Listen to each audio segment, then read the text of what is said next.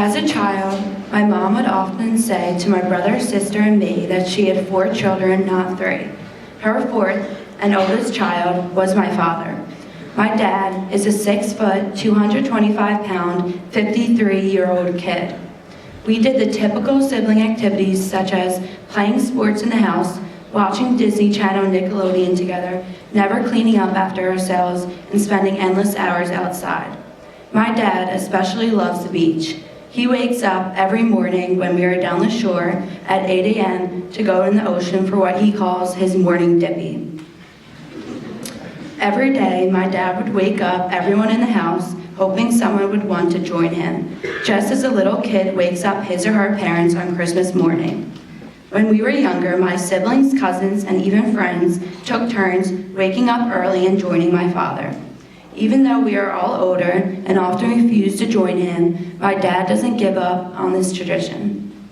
He still continues with his morning dips in the ocean and returns every morning with the weather report, the ocean temperature, and if there are any sandbars or riptides. Still to this day, my 53-year-old father cannot sit still in his beach chair for more than 15 minutes. He's always up and running around having the time of his life.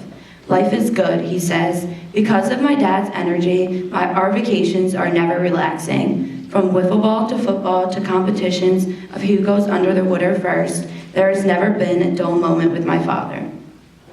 As a child, I looked up to my dad so much and wanted to be just like him. I may have taken this a little too far. For example, my dad's favorite cereal is Life. He ate it for breakfast every day growing up and still to this day is his go-to cereal. I, for some odd reason, only liked Life when he poured the milk. When I was younger, I was convinced that my dad had a magic touch for pouring milk into cereal. Every time I would eat the cereal, he had to pour the milk. If my mom or anyone else poured it, I refused to eat it because the taste was simply not the same. Very similar to my Life cereal fetish was my theory about mashed potatoes. Whenever my family had mashed potatoes for dinner, I only ate the ones off my dad's plate, so my mom had to put extra potatoes on his plate. For some reason, his tasted much better than the ones off my plate. I guess they too had the magic touch. Another characteristic of my father is that he is never cold. My family and I refer to him as a polar bear, seeing as he very rarely wears pants or jackets, but rather shorts and t-shirts. Again, when I was younger, I wanted to be just like him. I refused to wear long-sleeve shirts and always complained about being hot. Eventually, however, I had to admit I am the complete opposite of my father in this regard. As much as I didn't want it to be true, I was almost always cold and still am today.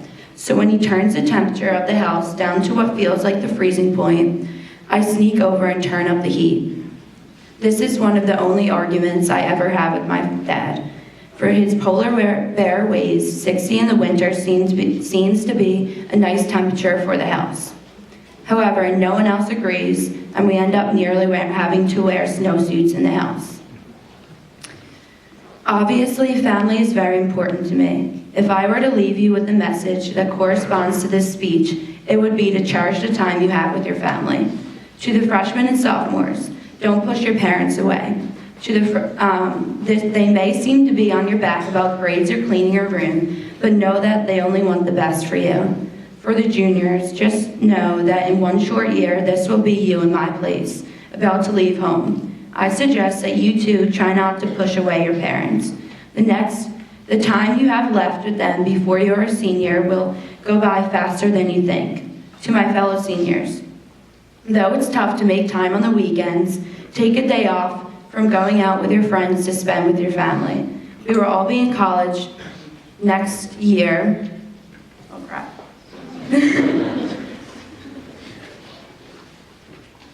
Wait, I got this tonight.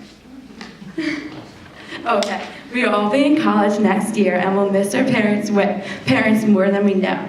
Spend as much time as you can with them now to build better relationships that will make you look forward to coming home for breaks. I know I will miss my family more than anything in the next few years to come, but for now, just as my dad would say, Life is good, so enjoy the time we have left here. Thank you.